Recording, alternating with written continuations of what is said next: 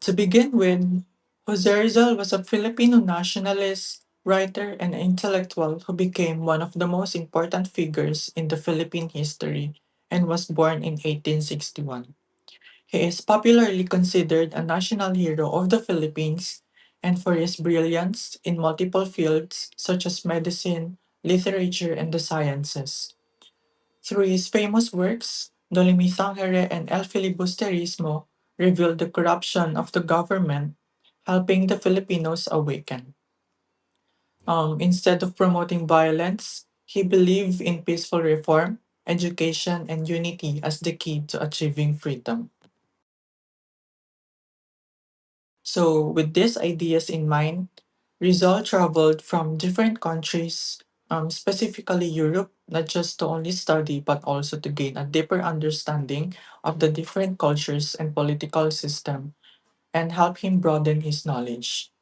He stayed in United Kingdom, specifically in London, from 1888 to 1889, and during his stay in the UK, Rizal worked at the British Museum where he spent long hours researching historical records in the Philippines. So, Rizal's main purpose for going to the United Kingdom was to study and annotate the Sucesos de las Islas Filipinas, were a book written by Antonio de Morga. He wanted to prove that we Filipinos already had a well developed society, culture, and system of governance even before the arrival of the Spanish colonizers. By his main purpose of adding annotations, Rizal corrected biased accounts and highlighted the achievements of the early Filipinos. On May 24, 1888, Jose Rizal arrived at the port of Liverpool, marking the beginning of his journey in England. He described the city as a big and beautiful place, impressed by its magnificent port. However, his stay there was brief, with just one night before he proceeded to London, partly to distance himself from Spanish spies who were closely monitoring him. In London, Rizal found a temporary home at 37 Chalcote Crescent, where he stayed with the Beckett family, who warmly welcomed him.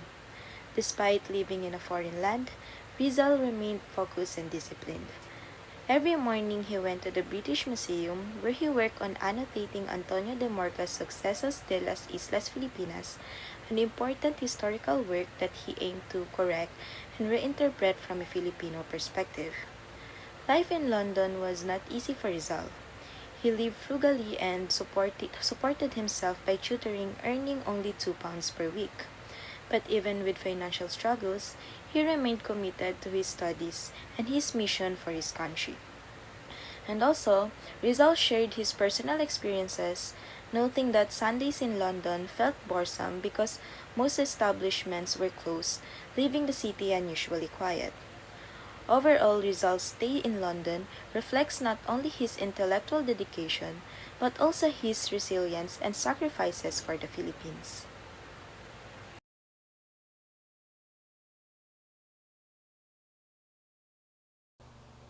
Rizal in British Museum. So during his stay in the United Kingdom in 1888, Jose Rizal spent much of his time in London working at the British Museum. He officially registered as a reader in British Museum Reading Room in August 1888. From there, he regularly accessed historical materials and manuscripts about the Philippines.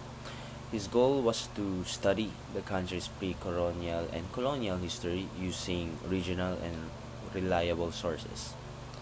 So, a key figure who helped him out most of the time in the British Museum, it was Reinhold Rost, a librarian and a scholar who supported Rizal's research and introduced him to other intellectuals in London. So through this access, Rizal was able to work with rare documents that were not currently available in the Philippines. So inside the reading room, Rizal spent long hours, as seen in the PowerPoint. Rizal spent long hours copying and analyzing texts, So one of his important tasks was studying Antonio de Morga's Sucesos de las Islas Filipinas. He carefully read and compared different accounts instead of accepting them immediately.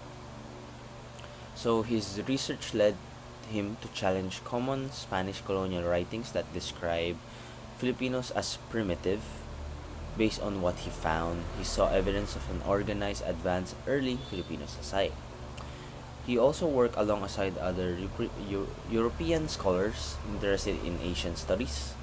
So this environment allowed him to develop his ideas further and connect Philippine history to wider academic discussion in Europe.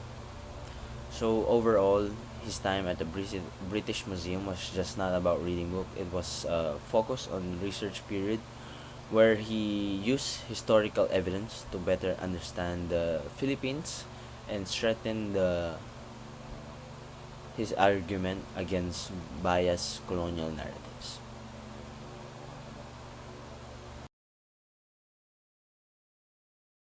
While everyone else in the world perceived Rizal as a novelist, being in London turned him into one of the greatest historians.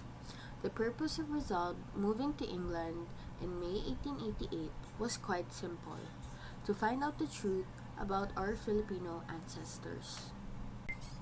He would spend almost every day in the British Museum, and there he made his most important discovery: a rare copy of Antonio de Morga's Sucesos de las Islas Filipinas, which was published in 1609.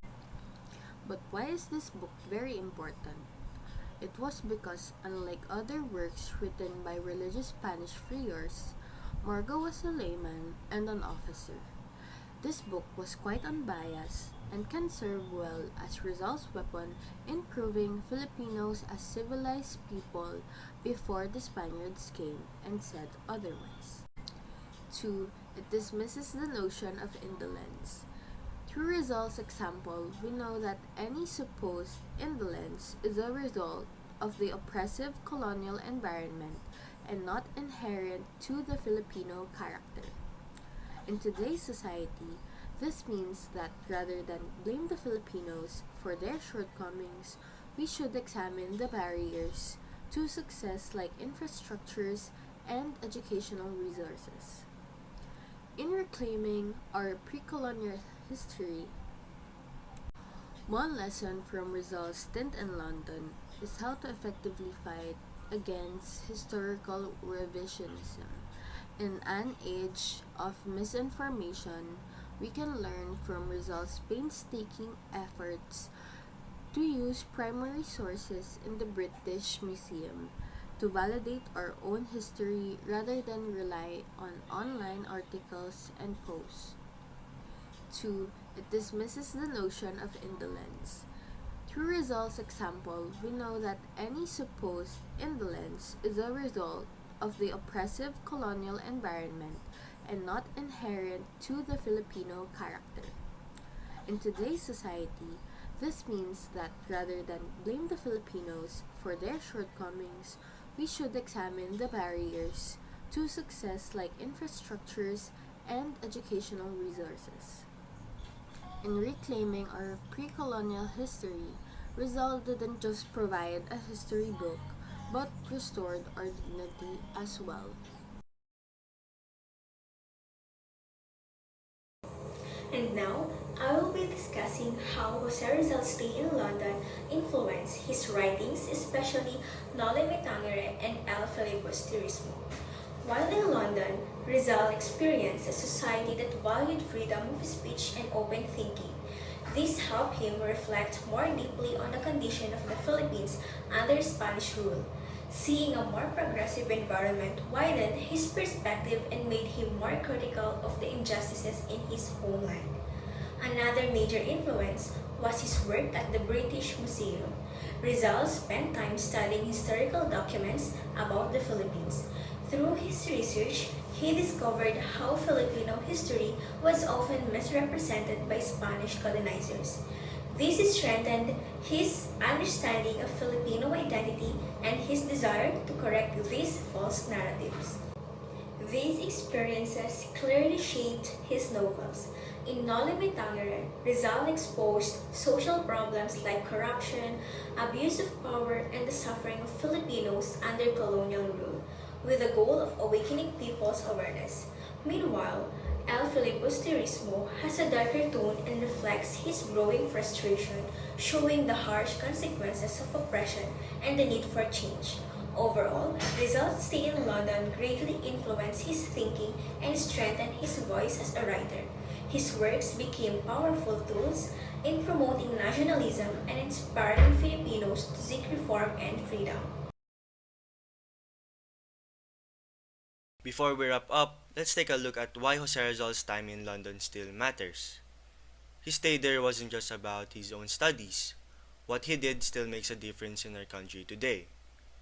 One of Rizal's big achievements was his work on Sucesos de las Islas Filipinas. With his annotations, he pushed back against the colonial idea that Filipinos were somehow less than. He showed that long before colonization, Filipinos already had their own society, their own culture, and real systems of government. That gave Filipinos something they really needed: pride and a sense of who they are. This is still relevant in our modern day society. We keep seeing fake news and twisted history popping up online, shaping people's views about leadership and national identity. Rizal's method wasn't just academic, it was a call for us to look closer, search for evidence, and question what people say, especially when it's biased. When you think about nationalism, Rizal did not just raise our flag. He taught that loving your country means staying aware, asking questions, and standing up when things are wrong. This isn't just history, it's still exactly what we need whenever we're dealing with issues about government, human rights, or keeping culture alive. Rizal's obsession with the truth also shows how education can really shape a country. Whether you're a student or planning to work in public service, healthcare, or anywhere, we all have the job of sharing real information and practicing good ethics. So, at the end of the day, Rizal's London adventure helped him and us to rediscover what it means to be Filipino. His legacy is clear: stay informed, think for yourself, and play a real part in building a better Philippines. And thank you for listening.